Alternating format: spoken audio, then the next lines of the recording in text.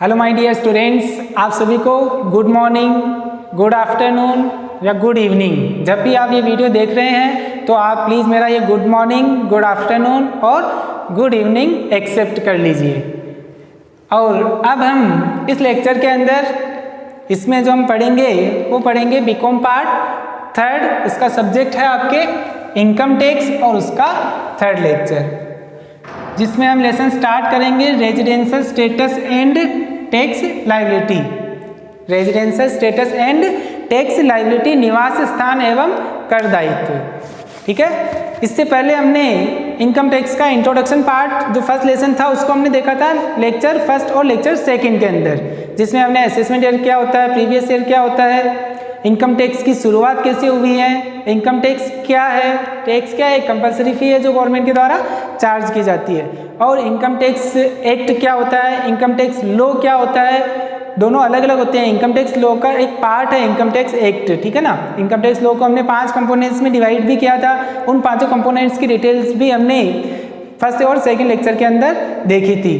ठीक है, agriculture income क्या होती है वो भी हमने देखा था इंट्रोडक्शन पार्ट के अंदर। आज हम उसके आगे सेकंड लेक्चर जो है वो है, सेकंड लेसन जो है वो आपका residential status and tax liability, इसको हम स्टार्ट करेंगे। अब अगर हम देखें रेजिडेंशियल स्टेटस और टैक्स लायबिलिटी, तो इसको भी हम 2 पार्ट में डिवाइड करेंगे। फर्स्ट में हम पढ़ेंगे residential status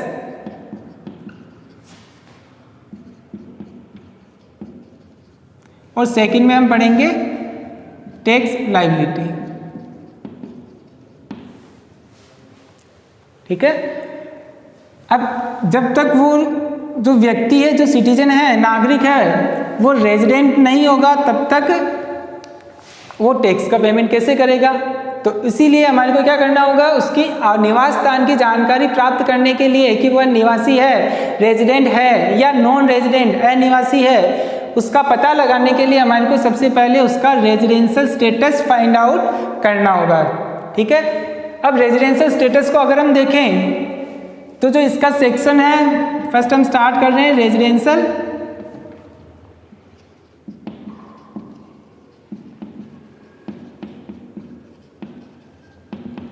status. First topic आज हम स्टार्ट कर रहे हैं रेजिडेंशियल स्टेटस, निवास स्थान। ठीक है, अब अगर हम देखें तो निवास स्थान के लिए जो इनकम टैक्स में सेक्शन दिया हुआ है वो है आपके सेक्शन नंबर 6।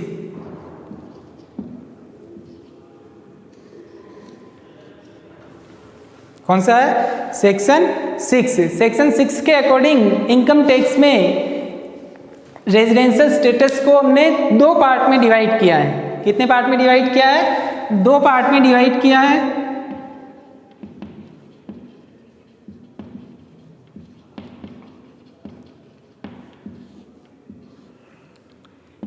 एक है आपके रेजिडेंट निवासी और एक है आपके नॉन रेजिडेंट अनिवासी। ठीक है, निवासी और अनिवासी, resident and non resident, in 2 part में हमने डिवाइड किया। कौन से सेक्शन के अकॉर्डिंग? सेक्शन नंबर 6 के अकॉर्डिंग। क्लियर? अब अगर हम देखें कि किस कंडीशन में वो रेजिडेंट माना जाएगा और किस कंडीशन में वो नॉन रेजिडेंट माना जाएगा, इसके लिए हम इसकी अलग अलग कंडीशन हमारे को ध्यान में रखनी होगी। ठीक है, अब अगर हम देखें इसको तो फर्स्ट आती है इसमें आपके बेसिक कंडीशन।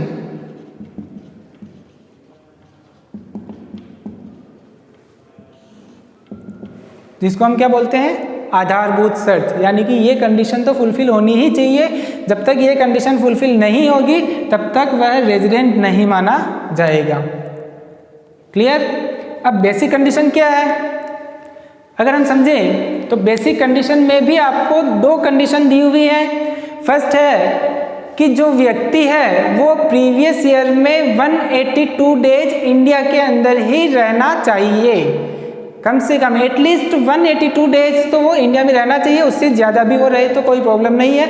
182 डेज और मोर stay in India for the previous year. Clear? Basic condition क्या है आपके कि जो व्यक्ति है वो भारत के अंदर कम से कम 182 दिन या उससे अधिक रहा हो, तब जाकर के आपकी बेसिक कंडीशन में भी फर्स्ट कंडीशन फुलफिल होती है, जिसको हम पॉइंट नंबर ए के अंदर लिखेंगे। ठीक है, बेसिक कंडीशन को जो हमने डिवाइड किया, इसका जो सेक्शन है वो आपके सेक्शन 6 सब सेक्शन 1 आधारभूत शर्त को इनकम टैक्स के जो सेक्शन है उसमें कौन से सेक्शन में डिवाइड किया हुआ है, लिखा हुआ है सेक्शन नंबर 6 और सब सेक्शन उसका क्या है 1। फर्स्ट जो कंडीशन है वो क्या है आपके, एटलीस्ट 182 डेज और more during the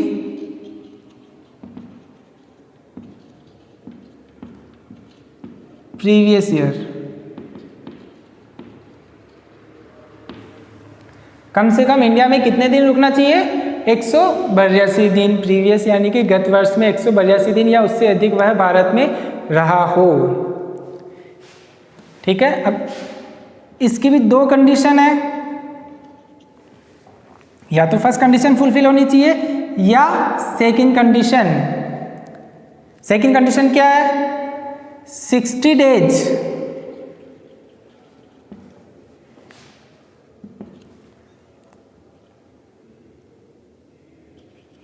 in previous year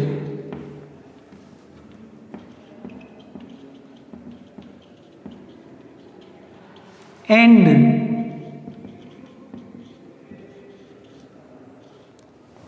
मतलब ये तो फुलफिल होनी चाहिए आपको। ठीक है, and 365 days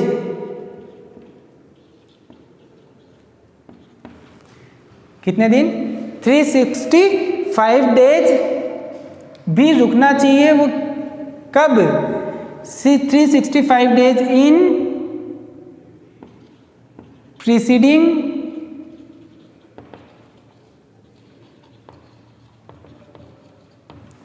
previous year, 365 days in 4 preceding previous year. 365 days किसमें, 4 प्रीसीडिंग प्रीवियस ईयर, यानी कि प्रीवियस ईयर के पहले के जो 4 साल है उन 4 सालों में टोटल कितने दिन इंडिया के अंदर स्टे करना चाहिए उसको, 365 डेज वो इंडिया के अंदर रहना चाहिए, 365 दिन उसको इंडिया में रहना जरूरी है। प्रीवियस ईयर में तो कितना, 60 डेज, और प्रीवियस ईयर के पहले के जो 4 साल होंगे उन 4 सालों में कितने दिन इंडिया में रहना चाहिए, वो 365 दिन इंडिया में रहना चाहिए। तभी आपकी जो फर्स्ट बेसिक कंडीशन है वो बेसिक कंडीशन आपकी फुलफिल मानी जाएगी। कहने का मतलब है कि जो रेजिडेंशियल स्टेटस है उसको हमने 2 पार्ट में डिवाइड किया है, एक तो है रेजिडेंट, एक है नॉन रेजिडेंट। ठीक है, अब इसका पता कैसे चलेगा कि वो रेजिडेंट है या नॉन रेजिडेंट है, तो उसका पता लगाने के लिए इनकम टैक्स के सेक्शन नंबर 6 और सब सेक्शन नंबर 1 के अंदर कंडीशन दी हुई है, जिसको हम बेसिक कंडीशन के नाम से जानते हैं, आधारभूत शर्त। फर्स्ट कंडीशन है जिसमें फर्स्ट ए पॉइंट है आपके कि वो कम से कम एटलीस्ट 182 डेज और more during the previous year stay करना चाहिए।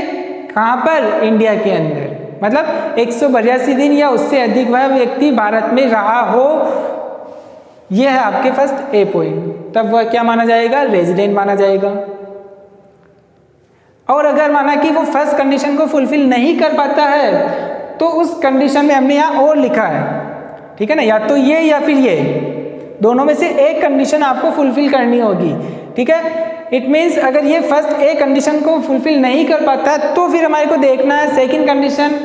सेकंड कंडीशन क्या कहती है कि प्रीवियस ईयर में तो उसको कितने दिन रहने चाहिए, 60 दिन भारत में रहना चाहिए। प्रीवियस ईयर के अंदर कितने दिन, 60 दिन भारत में रुकना पड़ेगा। और प्रीवियस ईयर के पहले के जो 4 प्रीसीडिंग प्रीवियस ईयर के पहले के जो 4 साल है उन 4 सालों में कम से कम कितने दिन भारत में रहना चाहिए, 365 दिन भारत में रहना चाहिए। तब जाकर के आपकी ये बी जो कंडीशन है वो फुलफिल होगी।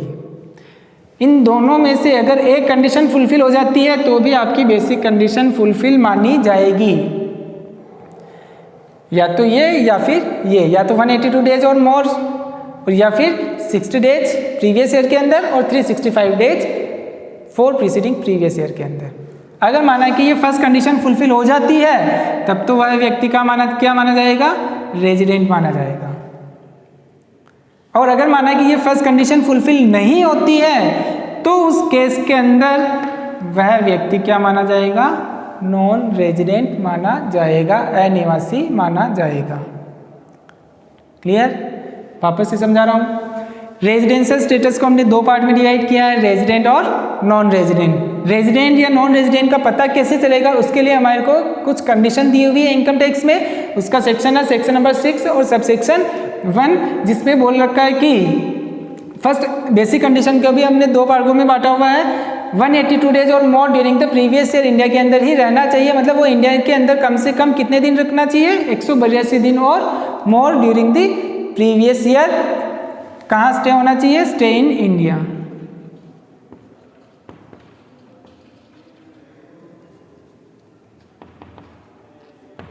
इंडिया के अंदर ही रुकना चाहिए। ठीक है? और अगर माना कि फर्स्ट कंडीशन को फुलफिल कर देता है तो फिर हमारे को ये कंडीशन नहीं देखनी है।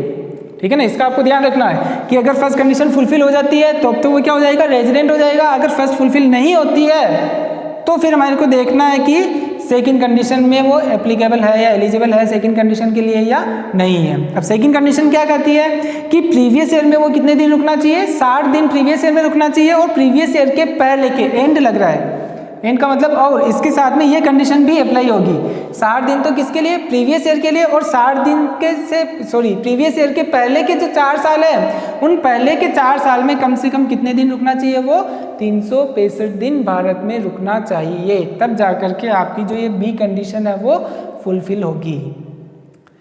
अगर दोनों कंडीशन फुलफिल हो जाती है तब तो ठीक है, मगर दोनों में से एक कंडीशन अगर फुलफिल हो जाती है तब भी वो क्या माना जाएगा, दोनों कंडीशन फुलफिल हो जाती है तब भी रेजिडेंट माना जाएगा। अगर दोनों में से कोई एक कंडीशन फुलफिल हो जाती है तो भी वो क्या माना जाएगा, रेजिडेंट माना जाएगा, निवासी माना जाएगा। क्लियर? और अगर माना कि जो ये फर्स्ट कंडीशन है, बेसिक कंडीशन, दोनों में से अगर एक भी पूरी नहीं करता है तो उस केस में वो क्या माना जाएगा, नॉन रेजिडेंट माना जाएगा, अनिवासी माना जाएगा। ठीक है? तो ये हो गई आपकी फर्स्ट बेसिक कंडीशन।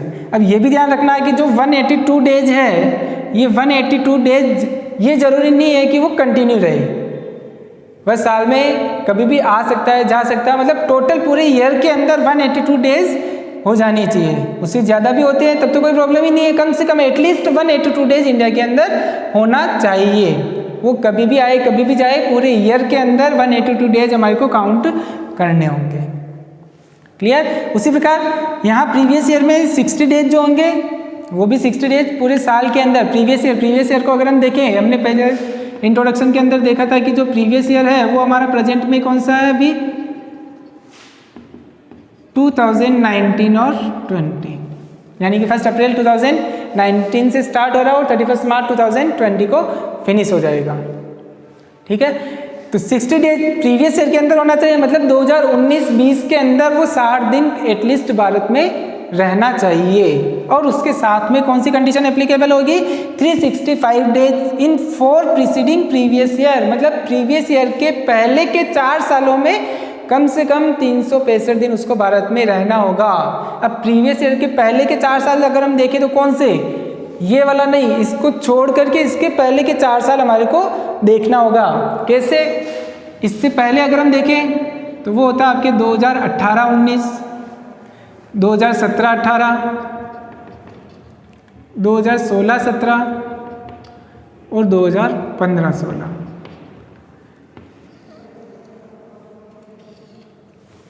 इन 4 सालों के अंदर उसको कितने दिन रुकना चाहिए, 365 दिन, 365 डेज।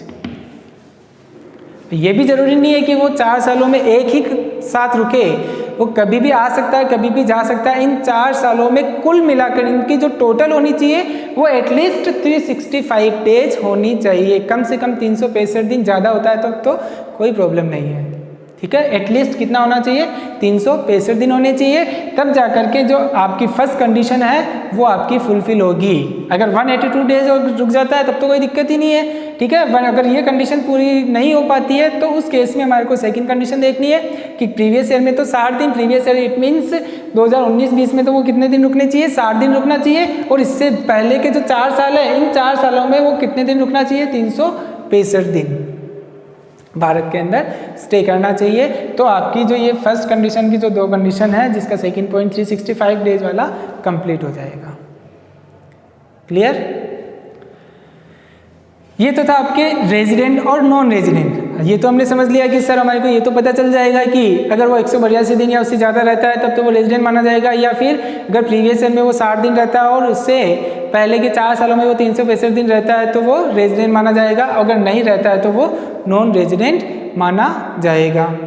मगर अगर हम आगे इसको और देखें तो जो रेजिडेंट है उसको भी हम 2 पार्ट में डिवाइड करते हैं। कितने भागों में बांटते हैं? 2 भागों में बांटते हैं। एक होता है आपका रेजिडेंट एंड ऑर्डिनरीली रेजिडेंट, और एक होता है resident but not ordinarily resident, ठीक है। इन 2 भागों में बांटते हैं, ठीक है। तो अब अगर हम देखें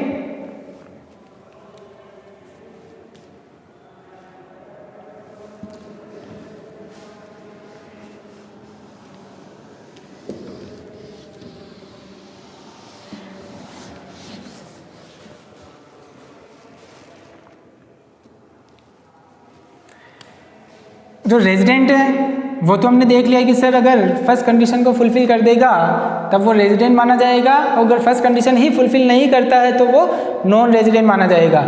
इसको अगर और आगे हम डिटेल में देखें तो रेजिडेंट को भी हम 2 पार्ट में डिवाइड करते हैं, resident and ordinarily resident.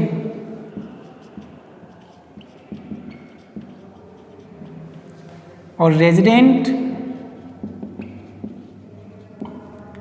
But not ordinarily resident.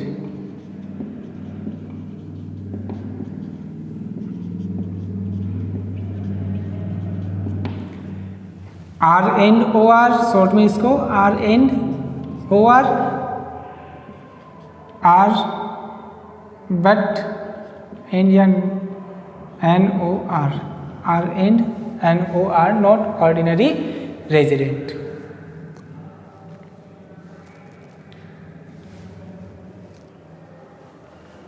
Clear? अब अगर हम देखें कि कौन सा तो रेजिडेंट एंड ऑर्डिनरी रेजिडेंट माना जाएगा, कौन सा resident but not ordinary resident माना जाएगा, ठीक है। अब रेजिडेंट एंड ऑर्डिनरी रेजिडेंट का मतलब क्या होता है कि वह व्यक्ति, जैसे माना कि अगर हम कहें कि कोई तो परमानेंट है, भारत में रह रहा है और कभी कभी आउट ऑफ इंडिया जाता है, तब तो उसको हम किस में मान सकते हैं, रेजिडेंट एंड ऑर्डिनरीली रेजिडेंट, ठीक है।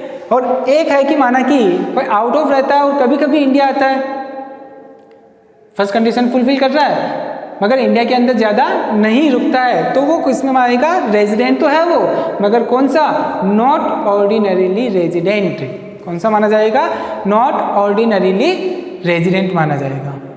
इसके लिए भी इनकम टैक्स में अलग से 2 कंडीशन दी हुई हैं।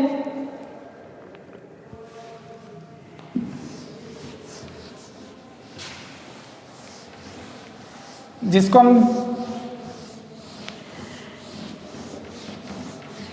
एडिशनल कंडीशन के नाम से जानते हैं। किस नाम से जानते हैं, एडिशनल कंडीशन।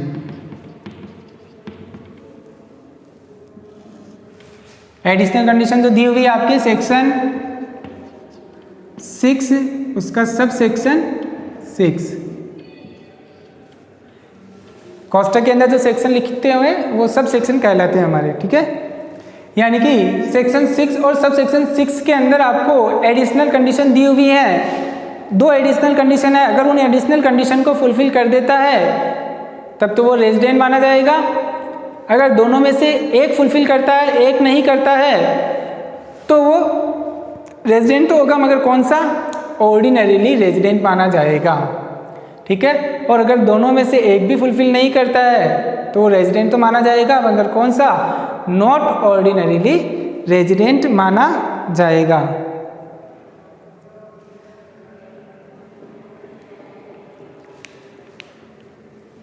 क्लियर। तो अब अगर हम देखें एडिशनल कंडीशन, एडिशनल कंडीशन में दो कंडीशन है।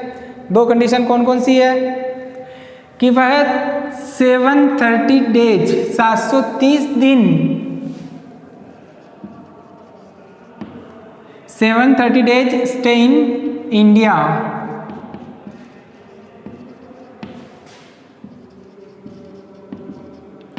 सात सौ 30 दिन इंडिया के अंदर रुकना चाहिए। कब, 730 days stay in India in 7 preceding previous year.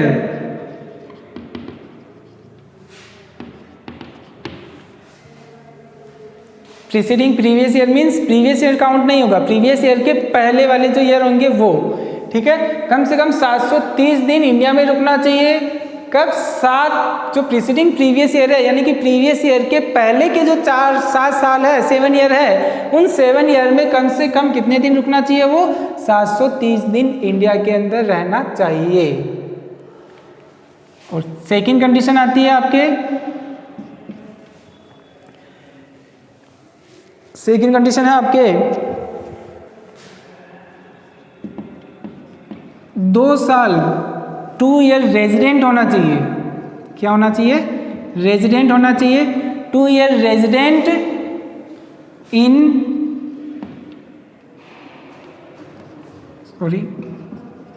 Out of 10 preceding previous year. मतलब प्रीवियस ईयर के पहले के जो 10 साल है, उन 10 सालों में कम से कम 2 साल के लिए वो है क्या होना चाहिए, रेजिडेंट होना चाहिए। क्या होना चाहिए, रेजिडेंट होना चाहिए। कितने में से, 10 ईयर में से। रेजिडेंट की जो कंडीशन है वो हमने फर्स्ट में देख ली थी कि 182 डेज और मोर। ठीक है, मतलब कि एडिशनल कंडीशन में 2 कंडीशन है। First 730 days stay in India होना चाहिए, किसमें, 7 प्रीसीडिंग प्रीवियस ईयर के अंदर, यानी कि प्रीवियस ईयर के पहले के जो 7 साल है, उन 7 सालों में कम से कम कितना दिन भारत में रहना चाहिए, वो 730 दिन। ठीक है, और 2 साल में 2 year resident out of 10 preceding previous year, यानी कि प्रीवियस ईयर के पहले के जो 10 साल है, उन 10 सालों में से कम 2 साल के लिए वह क्या होना चाहिए, रेजिडेंट होना चाहिए। इट मीन्स 182 डेज और मोर इंडिया के अंदर रहना चाहिए। किसमें से, प्रीवियस ईयर के पहले के जो 10 साल है उनमें से कम 2 साल के लिए, तब जाकर के आपकी ये एडिशनल कंडीशन फुलफिल होगी। इसमें भी रूल वही फॉलो होगा। ये जरूरी नहीं है, इसमें तो ये जरूरी है कि 2 साल 182 डेज कम से कम वो रहना चाहिए, कभी भी रहे, 1 साल छोड़ के 2 साल छोड़ के भी रह सकता है, या 730 डेज जो इंडिया में रहना चाहिए वो 7 सालों में, 7 सालों में जब वो इंडिया में रहता है उसकी टोटल 730 होनी चाहिए। ये जरूरी नहीं है कि वो 730 डेज कंटिन्यू इंडिया के अंदर रहे, इस बात का आपको ध्यान रखना होगा। ठीक है ना, 730 जो डेज है वो आपके इंडिया के अंदर कंटिन्यू रहे, ये जरूरी नहीं है। एटलीस्ट कभी आता है, कभी चला जाता है, कभी वापस आया, वापस चला गया, उसकी टोटल किसके इक्वल होनी चाहिए, 730 के इक्वल होनी चाहिए, 7 प्रीसीडिंग प्रीवियस ईयर के अंदर। क्लियर। अब जैसे आपको पता कैसे चलेगा, जैसे माना कि अभी हमने देखा था कि जो प्रीवियस ईयर है हमारा वो है 2019-20। 2019-20 प्रीवियस ईयर है। अभी प्रेजेंट के अंदर हर साल प्रीवियस ईयर चेंज होता है, हर साल आपको रेजिडेंशियल स्टेटस भी आपको फाइंड आउट करना होता है। जरूरी नहीं होता है कि जो इस साल रेजिडेंट है वो अगले साल भी रेजिडेंट हो सकता है वो अगले साल भारत में नहीं रुका, आउट ऑफ इंडिया चला गया, तो वो नॉन रेजिडेंट भी हो सकता है। हर साल हमारे को क्या करना होता है, रेजिडेंशियल स्टेटस जो एसएससी है, जो करदाता है, उसका फाइंड आउट करना होता है कि वो रेजिडेंट है या नॉन रेजिडेंट है। अब प्रीवियस ईयर जो है हमारा अभी 2019-20 है, तो जहाँ 7 प्रीसीडिंग प्रीवियस ईयर आ रहा है तो इसका मतलब क्या हुआ, 2019-20 से पहले के जो 7 साल होंगे वो, तो पहले के 7 साल कौन से हो जाएंगे, अगर इससे पहले के अगर हम 7 साल देखें तो वो होते हैं आपके 2018-19, 17-18, 16-17, 15-16, ये 4 हो गए। फिर उसके बाद में 14-15, 13-14 और 12-13, 4 और 3 7। इन 7 सालों के अंदर कम से कम वो कितने दिन भारत में रहना चाहिए? 730 डेज। तो ये 730 डेज ऐसे वैसे भी आपको क्वेश्चन में दिया हुआ रहेगा। क्वेश्चन में आता है, जैसे माना क्वेश्चन आता है तो वो कैसे आता है कि जो एसएससी है वो 2015-16 में 170 दिन रुका, 2014-15 में 60 डेज,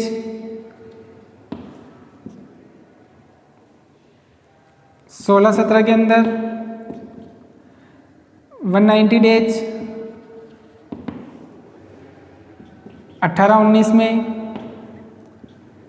170।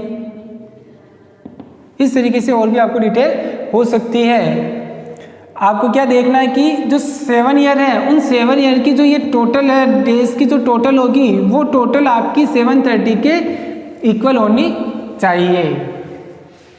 ठीक है, अगर ये टोटल आपकी 730 के इक्वल आ जाती है, इट मीन्स वो आपकी जो एडिशनल कंडीशन है उसका फर्स्ट पॉइंट आपका क्लियर हो जाएगा।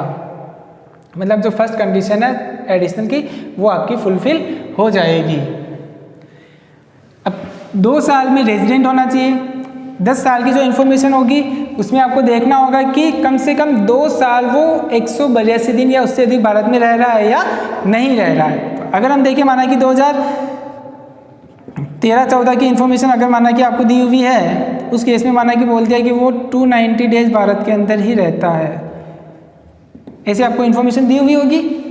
तो 190 यहाँ हो गया और 290 यहाँ हो गया, इट मीन्स 2 साल वो भारत के अंदर रह रहा है, तो उसने एडिशनल कंडीशन सेकंड को भी फुलफिल कर दिया, ये माना जाएगा। ठीक है, हमने क्या देखा कि जो 10 प्रीसीडिंग प्रीवियस ईयर है उसमें कम से कम वो कितने दिन रहना चाहिए? 2 ईयर रेजिडेंट होना चाहिए। कितने ईयर होना चाहिए?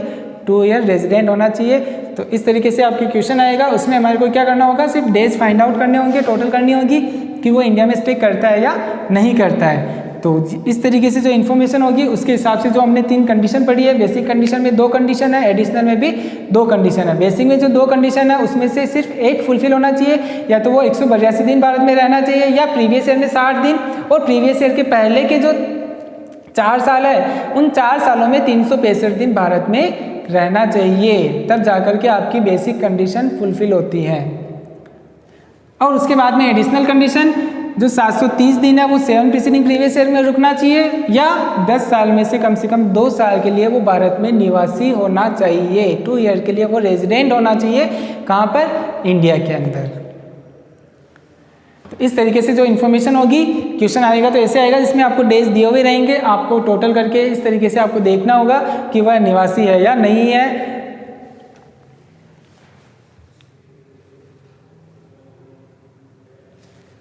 तो ये दोनों आ गई आपकी एडिशनल कंडीशन सेक्शन 6 और सब सेक्शन 6 के अंदर। अब हमने देखा है कि जो रेजिडेंट है वो ऑर्डिनरी रेजिडेंट है या नॉट ऑर्डिनरीली रेजिडेंट है। तो इसके लिए हमारे को क्या देखना है कि बेसिक कंडीशन के साथ में अगर वो दोनों एडिशनल कंडीशन फुलफिल कर देता है तब तो वो कौन सा माना जाएगा? रेजिडेंट बट ऑर्डिनरीली रेजिडेंट माना जाएगा। कौन सा व्यक्ति माना जाएगा? कौन सा पर्सन माना जाएगा? रेजिडेंट बट ऑर्डिनरीली रेजिडेंट माना जाएगा। अगर माना कि वो 730 में से एडिशनल कंडीशन दोनों में से कोई एक को पूरी करता है और एक को नहीं करता है, या माना कि दोनों ही एडिशनल कंडीशन फुलफिल नहीं करता है, तो जो व्यक्ति होगा, जो पर्सन होगा, वो कौन सा माना जाएगा? Resident but not ordinarily resident माना जाएगा। कौन सा पर्सन माना जाएगा? Resident but not ordinarily resident माना जाएगा। क्लियर?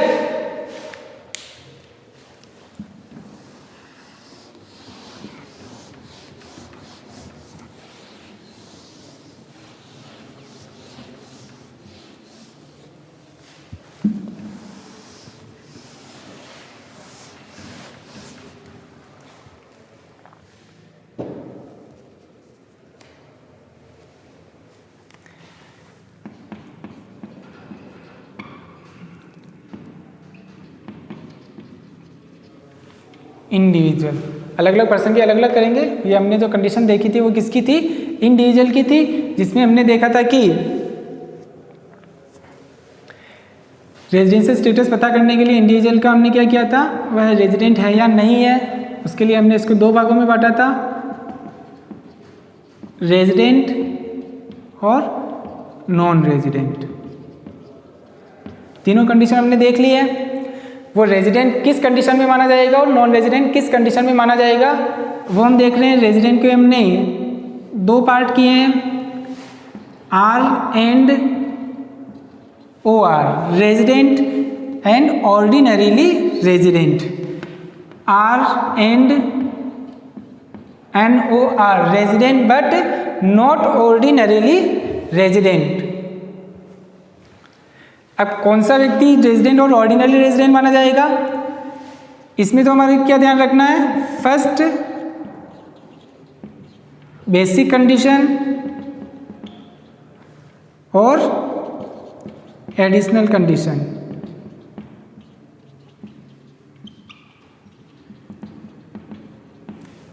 अगर वो बेसिक कंडीशन और additional condition first and second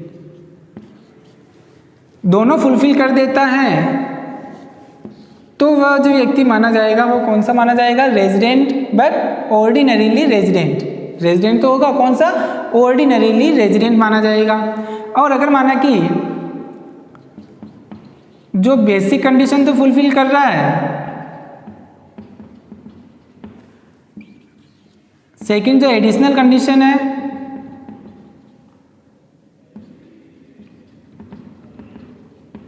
उसमें से एक या एक भी नहीं, यानी कि जो एडिशनल कंडीशन है वो फर्स्ट कंडीशन दोनों में से एक पूरी कर रहा है या दोनों ही नहीं कर रहा है।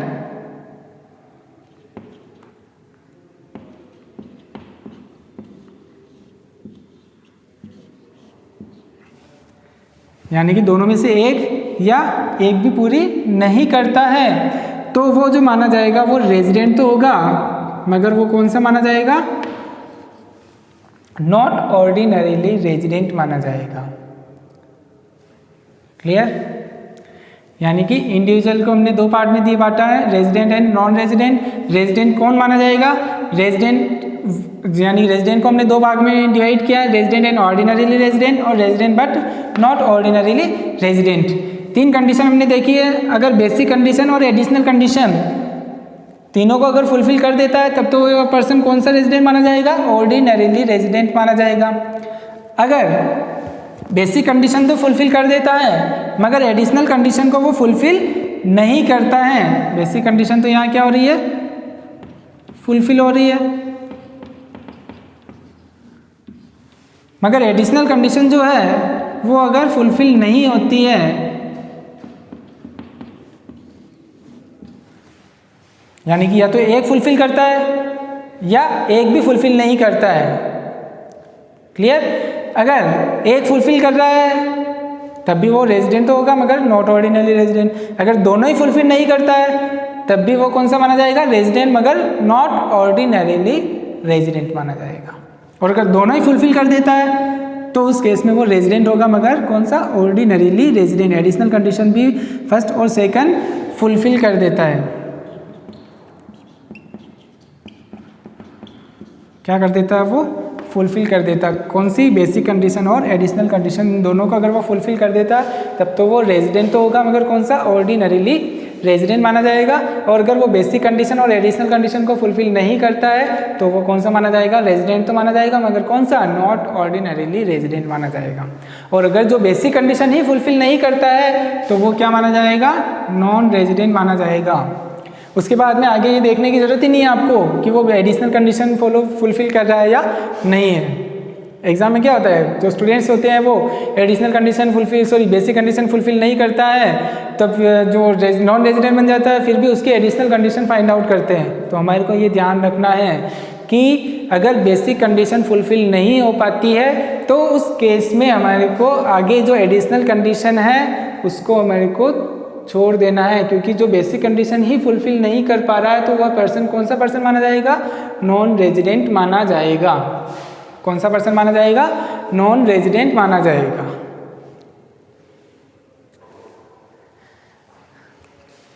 अब इसके कुछ एक्सेप्शन है।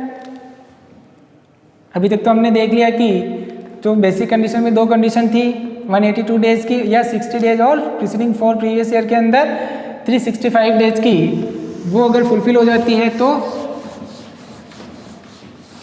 बेसिक कंडीशन फुलफिल मानी जाती है। मगर कुछ अपवाद है जिसमें सिर्फ only for first A point को ही हमारे को फॉलो करना होता है, उसके लिए बी पॉइंट लागू नहीं होता है, फॉलो नहीं होता है।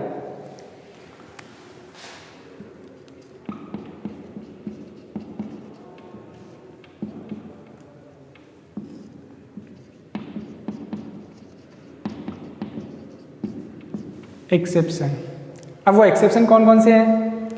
3 एक्सेप्शन है, वो हमारे को कम से कम ध्यान में रखना है। पहला कि वह जो सिटीजन, इंडियन सिटीजन है या इंडियन ओरिजिन है, वो आउट ऑफ इंडिया जाता है हमेशा के लिए। किस पर्पज से? एम्प्लॉयमेंट के पर्पज से, यानी कि रोजगार के लिए अगर कोई व्यक्ति भारत को छोड़ करके जाता है, आउट ऑफ इंडिया जाता है, तो उसके लिए बेसिक कंडीशन में से बी जो कंडीशन है वो एप्लीकेबल नहीं होगी। उसके लिए ए जो कंडीशन है 182 डेज और more during the previous year, यानी कि भारत में उसको कम से कम 182 दिन रहना पड़ेगा, तभी वह रेजिडेंट माना जाएगा। अगर वो 182 दिन भारत में नहीं रुकता है तो वो नॉन रेजिडेंट माना जाएगा। ठीक है, किस कंडीशन में? जब वह एम्प्लॉयमेंट के लिए भारत को छोड़ करके जाता है, रोजगार पाने के लिए भारत को छोड़ करके जाता है, तो 182 डेज की कंडीशन फॉलो होगी।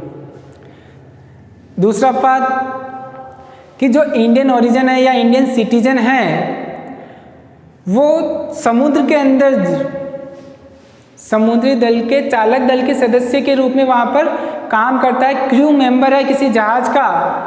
ऐसा तो नहीं होता है कि जहाज में आज मान लोड हुआ कल वापस आ जाएगा, आज गया कल वापस आ जाएगा।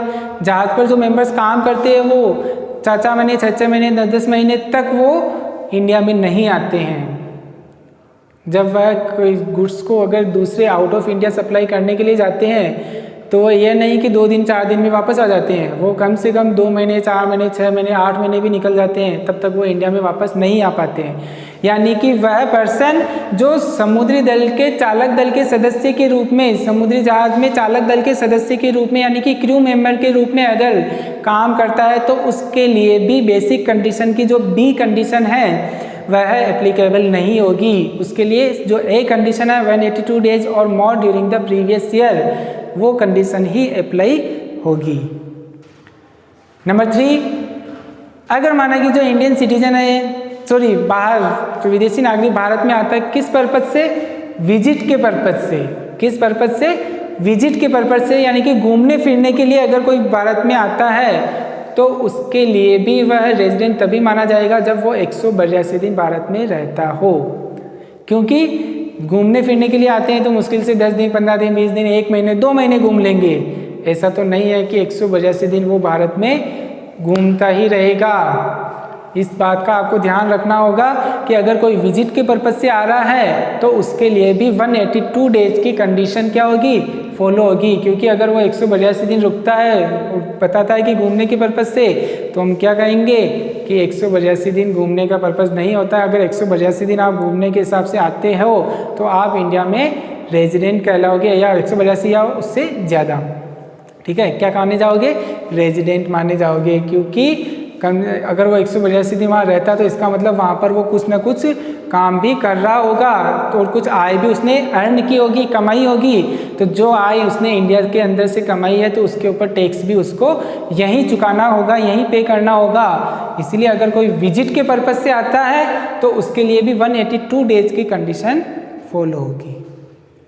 ठीक है, ये 3 अपवाद है, उसका आपको खास तौर से ध्यान रखना होगा। फर्स्ट है आपके an Indian citizen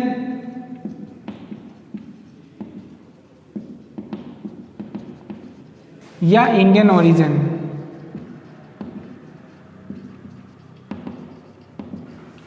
Indian citizen या इंडियन ओरिजिन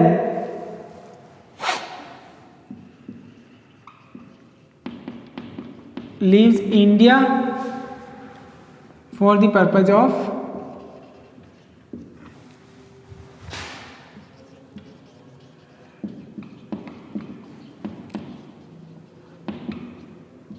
एम्प्लॉयमेंट, यानी कि एम्प्लॉयमेंट के लिए अगर वो यानी कि रोजगार पाने के उद्देश्य से अगर वो जाता है तो उस केस में उसके 182 डेज वाली कंडीशन फॉलो होगी, बी कंडीशन फॉलो नहीं होगी। इसका आपको खास ध्यान रखना होगा। नेक्स्ट आपके जो ये एक्सेप्शन है ये किसके है? For B condition. ये एक्सेप्शन हम किसके लिख रहे हैं? बी कंडीशन, यानी कि बी कंडीशन इनके लिए फॉलो नहीं होगी। एन इंडियन सिटीजन, ये तो एज इट इज वापस फॉलो होगा आपके।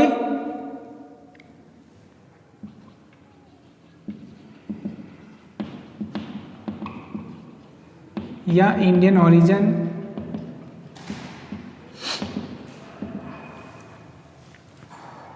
इंडियन सिटीजन या इंडियन ओरिजिन, यानी कि भारतीय मूल का जो व्यक्ति होगा क्रू मेंबर के रूप में काम करता होगा। किसके रूप में?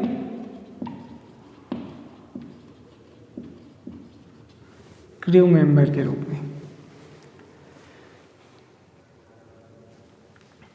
इंडियन सिटीजन जो भी या भारतीय नागरिक है या भारतीय मूल का जो व्यक्ति है तो वो क्रू मेंबर के रूप में काम करता होगा। कहाँ पर? A crew member of Indian ship.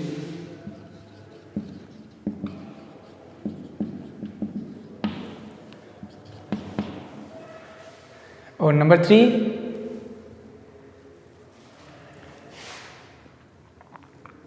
कोई भी पर्सन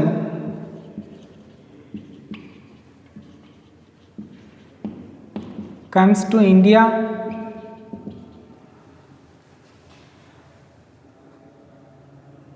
किसके लिए? विजिट।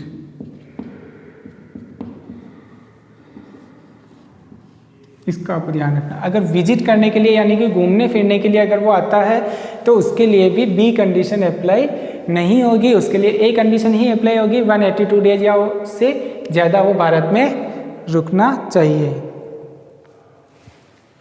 ठीक है, वही पर्सन मीन्स इंडियन सिटीजन। ये वाली लाइन है, ये आपके यहाँ पर भी फॉलो होगी, इंडियन सिटीजन या इंडियन ओरिजिन। इसलिए मैंने पर्सन लिख दिया है। कम्स टू इंडिया फॉर किस पर्पज से? विजिट, यानी कि घूमने के लिए, घूमने फिरने के लिए अगर वो भारत में आता है तो उसके लिए बी कंडीशन अप्लाई नहीं होगी। ये 3 अपवाद है, ये आपको खास ध्यान रखने होंगे। इसके लिए कंडीशन फर्स्ट अप्लाई होगी 182 डेज और more during the previous year, यानी कि भारत में कम से कम 182 दिन वह रुकता है तभी वह रेजिडेंट माना जाएगा, अदरवाइज वह नॉन रेजिडेंट माना जाएगा।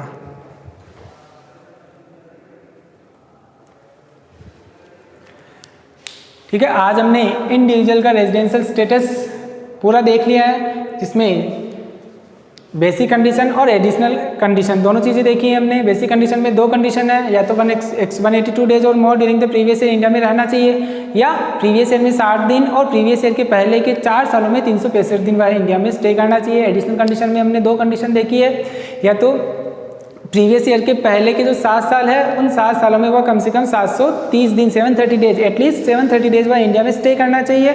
और सेकंड कंडीशन देखी थी एडिशनल में कि वह out of 10 preceding previous year में कम से कम 2 ईयर के लिए 2 साल के लिए वह निवासी होना चाहिए भारत के अंदर। ठीक है, तो वो आपकी एडिशनल कंडीशन दोनों फुलफिल हो जाती है। और अगर माना कि कोई दोनों एडिशनल बेसिक कंडीशन के साथ में दोनों एडिशनल कंडीशन फुलफिल कर देता है तो उसको हम रेजिडेंट तो कहेंगे, मगर कौन सा? Ordinarily resident. ठीक है, और अगर माना कि बेसिक कंडीशन के साथ में एडिशनल कंडीशन 2 में से अगर एक फुलफिल करता है या एक भी फुलफिल नहीं करता है तो उस केस में हम उसको क्या कहेंगे? रेजिडेंट तो कहेंगे, मगर कौन सा? नॉट ऑर्डिनरीली रेजिडेंट कहेंगे। क्लियर? और उसके 3 एक्सेप्शन ध्यान में रखने हैं, जिसके लिए बी कंडीशन लागू नहीं होगी, फॉलो नहीं होगी, ए कंडीशन ही ध्यान होगी। अगर कोई व्यक्ति भारतीय मूल का व्यक्ति है, रोजगार पाने के लिए भारत छोड़ करके जाता है तो 182 दिन की कंडीशन लागू होगी। अगर भारतीय मूल का व्यक्ति क्रू मेंबर के रूप में काम करता है, कहाँ पर, शिप के ऊपर, जहाज के ऊपर, वो चालक दल के सदस्य के रूप में अगर वो काम करता है तो उसके लिए भी 182 डेज की कंडीशन फॉलो होगी। और अगर माना कि जो इंडियन ओरिजिन या इंडियन सिटीजन है वो विजिट पर्पज से भारत आता है, भारत के बाहर जाता है, तो उस केस में भी 182 डेज की कंडीशन फॉलो होगी। घूमने के लिए जो इंडियन सिटीजन है वो आउट ऑफ इंडिया जाता है घूमने के लिए, तो उसको 182 दिन कम से कम भारत में रहना चाहिए, तभी वह क्या माना जाएगा, रेजिडेंट माना जाएगा। क्लियर? तो आज के लिए इतना ही। इससे आगे हम नेक्स्ट लेक्चर में देखेंगे जो HUF का निवास स्थान है, इंडो अनडिवाइडेड फैमिली फर्म का निवास स्थान है, और कंपनी का निवास स्थान है, जो भी पर्सन हमने पढ़े हैं उन सभी के निवास स्थान के बारे में नेक्स्ट लेक्चर में हम देखेंगे। आज के लिए इतना ही। Okay, thank you.